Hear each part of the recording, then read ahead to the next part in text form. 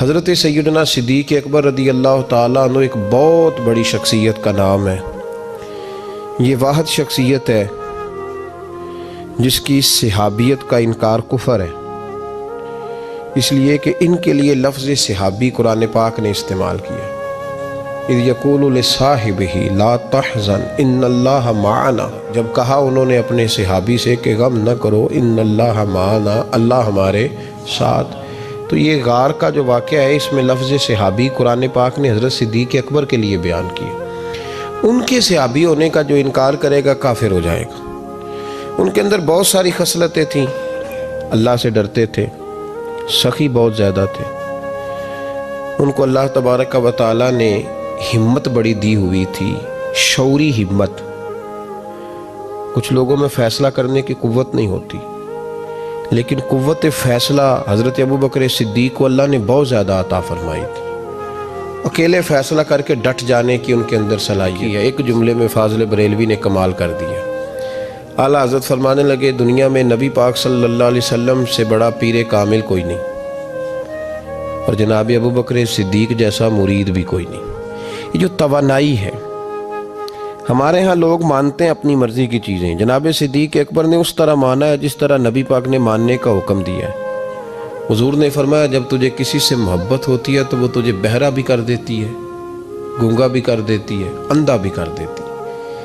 نہ انسان محبوب کا نقص دیکھ سکتا ہے، نہ سن سکتا ہے، اور نہ کبھی اس کی زبان سے وہ جملہ ادا ہو سکتا ہے۔ جس کو محبت ہو، جس نے بات سن لی وہ بھی محبت میں کچا ہے، جس نے بیان کر لی وہ تو فیل ہے نا، بالکل ہی وہ تو ناکام ہو گیا، اور جس نے دیکھ لی، اوہو ایسا نہیں کرنا چاہیے تھا، اس نے بھی ابھی پیار نہیں کیا۔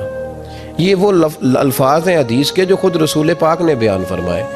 نبی پاک صلی اللہ علیہ وسلم نے فرمایا، محبت آدمی کو اندھا بھی کر دیتی ہے، بہرا بھی کر دیتی ہے، گونگا بھی کر دیتی ہے۔ جب محبت ہوتی ہے تو پھر انسان کو کوئی ایسی چیز نظر، ابو جہل نے محبوب پاک علیہ السلام سے کہا، معاذ اللہ، مجھے تو آپ کی طرح کا شخص کوئی نظر ہی نہیں آتا، یعنی اس نے کمزور لفظوں میں کہا۔ حضرت صدیق اکبر حضور کے سامنے کھڑے ہوئے تو کہنے لگے، محبوب تیرے جیسا حسین نظر کوئی نہیں آتا۔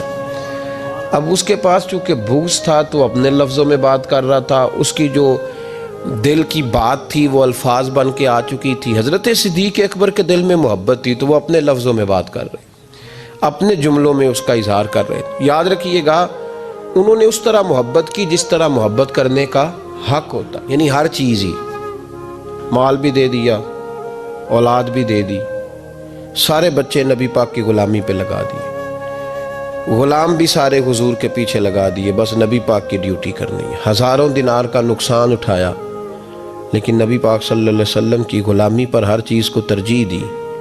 بات تو ہم نے بڑی دفعہ سنی ہے، پر کبھی اس کے حسن کو بھی ملاحظہ فرمائیے نا، کبھی ذرا ملاحظہ فرمائیے نا۔ لوگ پیار کرتے ہیں، محبت کا دعویٰ کرتے ہیں، لیکن کہتے ہیں بھئی رستے رستے کی محبت ہے، یہاں مجھے 5000 کا نقصان ہو رہا ہے، یہاں نہیں میں محبت کر سکتا۔ یہ نقصان 5000 کا کون برداشت کرے؟ محبت ضرور ہے، پر اب اتنا نقصان کون برداشت کرے؟ جناب صدیق اکبر کا کمال دیکھیے کہ مال کا نہیں، جان کا نقصان برداشت کرنے کو بھی تیار ہے۔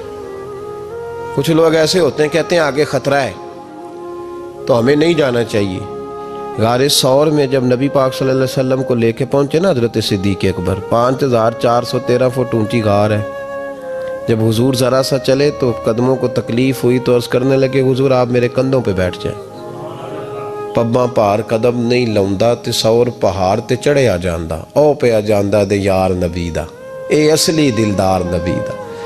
حضور کو لے گئے اور جب غار ثور پہ پہنچے تو کہنے لگے، حضور مجھے اندر خطرہ لگتا ہے، آپ ٹھہریں، پہلے میں جاتا ہوں، پہلے میں جاتا ہوں۔ جناب صدیق اکبر تشریف لے گئے، اور دیکھیں نا سالوں پرانی غار پڑی تھی، اس میں بڑا کچھ تھا، لیکن جناب صدیق اکبر نے پگڑی پھاڑ پھاڑ کے غار صاف کی۔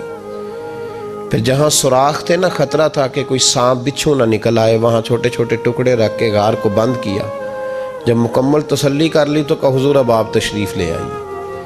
اب جب غار سے نکلے نا جانے کے لیے، اس انداز کو بھی ذرا دیکھیں۔ لوگ آج خشک دین کے بڑے قائل ہیں، کہتے ہیں بس ٹھیک ہے، نماز پڑھنی چاہیے، روزہ رکھنا چاہیے، اتنی لمبی باتیں، آپ معرفت کی بات کرتے ہیں، آپ محبت کی بات کرتے ہیں، آپ وارفتگی کی بات کرتے ہیں، کچھ لوگوں کو تو لفظ عشق ہی بڑا برا لگتا ہے، وہ اس جملے تک جانا ہی پسند نہیں کرتے۔ او خدا کے بندو، یہ بھی تو انداز دیکھو نا صحابہ کا، جب نبی کریم سید عالم صلی اللہ علیہ وسلم کو لے کے وہ نکلے نا غار ثور سے، تو حضور کے ساتھ ساتھ چل رہے تھے، تو کبھی نبی پاک کے آگے جاتے تھے، کبھی حضور کے پیچھے، کبھی دائیں کبھی بائیں۔ تو محبوب کو پتہ ہے، پھر بھی پوچھا ابو بکر یہ کیا کر رہے ہو؟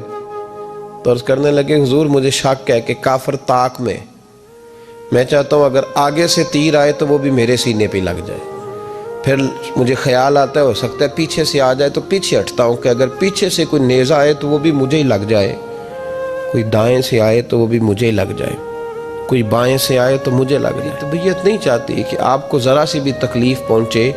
یہ ذائقہ جب نبی پاک کے لیے لوگوں کے دلوں میں پیدا ہوتا ہے تو پھر اللہ تبارک و تعالیٰ دین کی روشنی روح تک عطا فرما دیتا ہے۔ امام فخر الدین رازی نے لکھا ہے، سینکڑوں سال پہلے کے مفسر، اب تو لوگ سارا کچھ کھاتے میں ڈال دیتے ہیں نا کچھ مخصوص لوگوں کی۔ امام فخر الدین رازی نے لکھا، دیکھیں بات بڑی سادی سی ہے، لیکن حضرت ابوبکر صدیق کا بھی اپنا ذائقہ ہے۔ حضور نے انگوٹھی دی، کہا جاؤ اس انگوٹھی پہ نا اللہ کا نام لکھوا لاؤ۔ پہلے یہ بتائیے کہ چھوٹے چھوٹے کام اتنے بڑے بڑے لوگوں کو بھی بتائے جاتے ہیں؟ یہاں تو پانی پلانے کے لیے اور بندہ ہوتا ہے، جو تھوڑا سیانا ہوتا ہے وہ کہتا ہے یہ میری ڈیوٹی تو نہیں نا، میں تو صاحب ہوں، مجھے تو خود میں آیا ہوں مجھے پانی پلایا جائے، آپ یہ کیا کہہ رہے ہیں میں پانی پلاؤں؟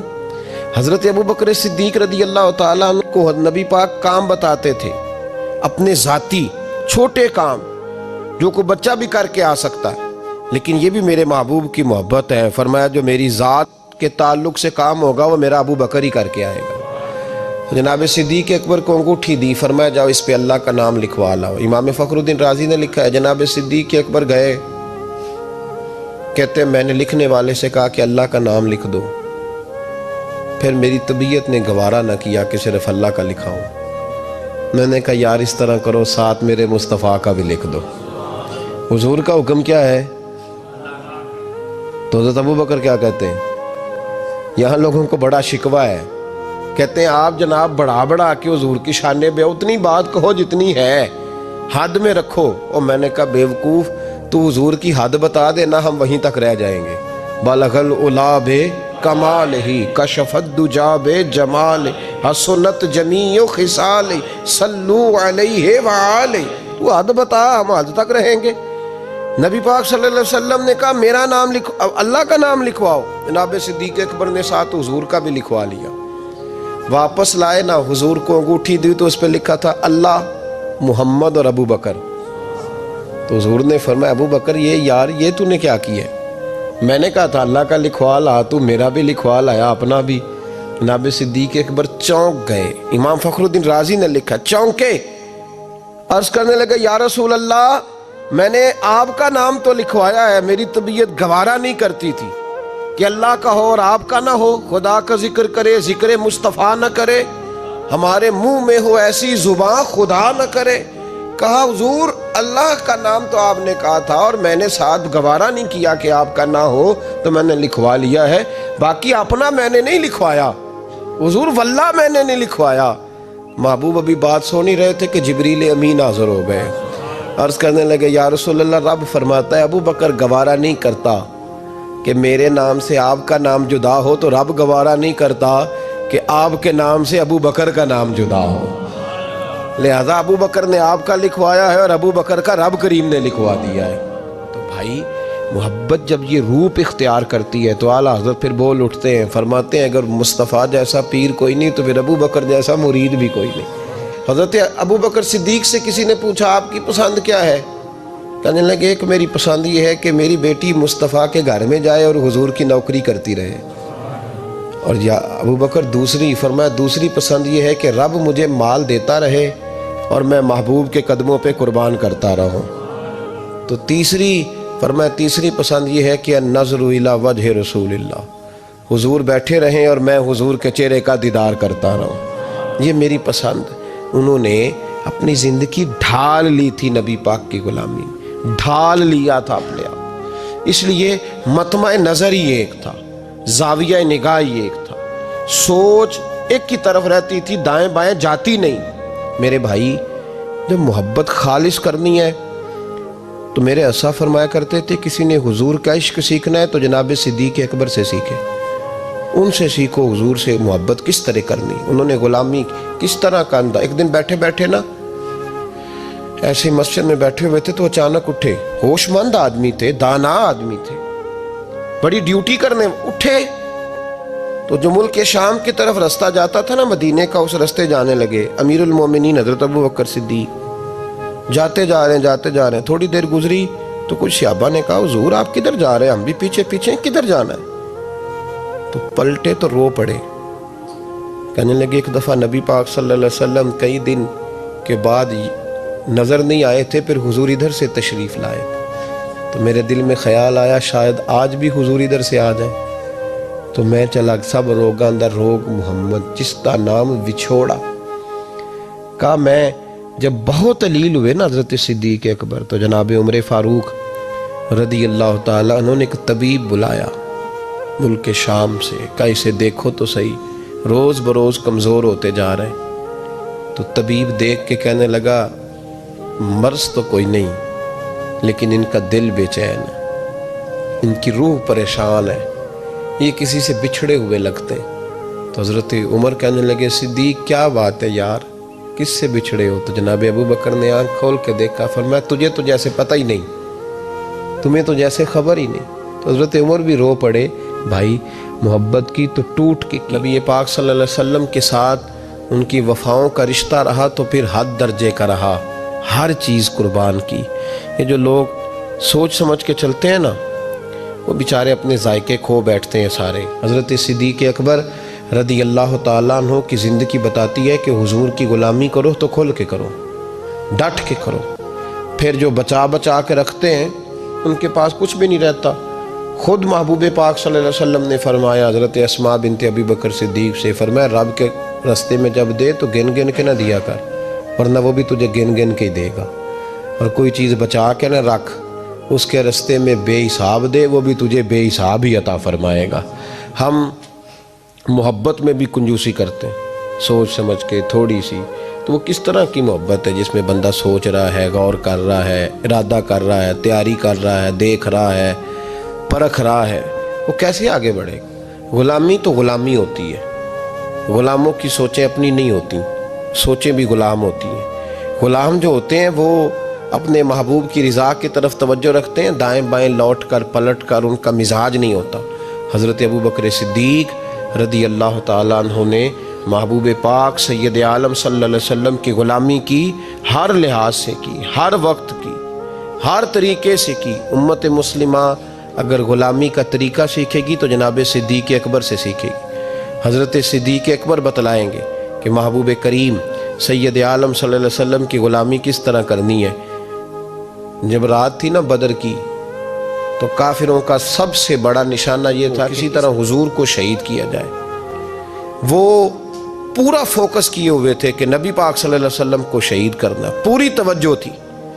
تو صحابہ کہتے ہیں کہ ہم نے ارادہ کیا کہ حضور کے لیے علیحدہ سے ایک خیمہ بنایا جائے، چھپر بنایا جائے۔ حضور کے لیے وہ ہم نے چھپر بنا دیا، محبوب اس کے اندر قیام کرنے لگے۔ اب خیال یہ تھا کہ یہاں ڈیوٹی کون کرے گا، ڈیوٹی کون کرے گا، یہاں کون ٹھہرے گا، یہاں یہ بڑے خطرے والی جگہ ہے، یہاں کون ٹھہرے گا۔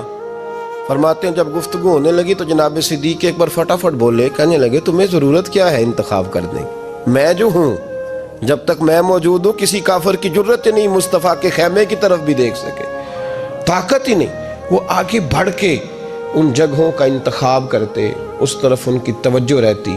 میرے محبوب پاک علیہ الصلوۃ والسلام ان پر اعتماد کرتے۔ 17 نمازیں نبی پاک نے جناب صدیق اکبر کے پیچھے ادا فرمائیں، 17 نماز۔ اور جناب ابو بکر کا بھی یہ حال تھا۔ آج تو باہر کھڑے ہو کے سلام پڑھو تو کچھ لوگ کہتے ہیں سلام آپ پڑھ لیں، کھڑے کیوں ہوتے ہیں؟ کھڑے ہونے سے دقت ہونے لگی۔ میں نے کہا چلو بیٹھ کے پڑھ لو بھائی، اگر اتنی سی بات سے ہی آپ کو دشواری ہے۔ حضرت صدیق اکبر رضی اللہ تعالیٰ عنہ نماز پڑھا رہے تھے، محبوب پاک سید عالم صلی اللہ علیہ وسلم تشریف لے آئے۔ حضور ایک صلح کے لیے گئے، فرمایا مجھے دیر ہو گئی تو کسی کو ابو بکر سے کہنا نماز پڑھا لے۔ تو کہتے ہیں حضور کو دیر ہو گئی، جناب بلال نے اقامت کہی تو حضرت صدیق اکبر مصلی پہ کھڑے ہو گئے. ابھی 2 ہی رکعتیں پڑی تھی کہ حضور تشریف لے آئے. جس صف سے حضور گزرتے رہے صحابہ رستہ چھوڑتے رہے. دوران نماز ہی محبوب پہلی صف کے قریب آئے تو جناب صدیق اکبر نے قدم پیچھے ہٹایا. عین نماز میں، عین نماز حضور نے فرمایا ابو بکر مکمل کرو نماز. پھر قدم ہٹایا، تیسری دفعہ پھر کہا، پھر قدم ہٹایا. جناب صدیق اکبر پیچھے ہٹ گئے. محبوب نے نماز مکمل کرائی اور فرمایا میں نے جب کہا تھا مکمل کراؤ تو کیوں نہیں کرائی؟ کیا خوبصورت انداز ہے. کہنے لگے یا رسول اللہ اب ابو قحافہ کے بیٹے کی اتنی جرت تو نہیں نا کہ مصطفیٰ کا امام ہی بن جائے، اتنی جرت تو نہیں نا. تو عزیز یاد رکھیں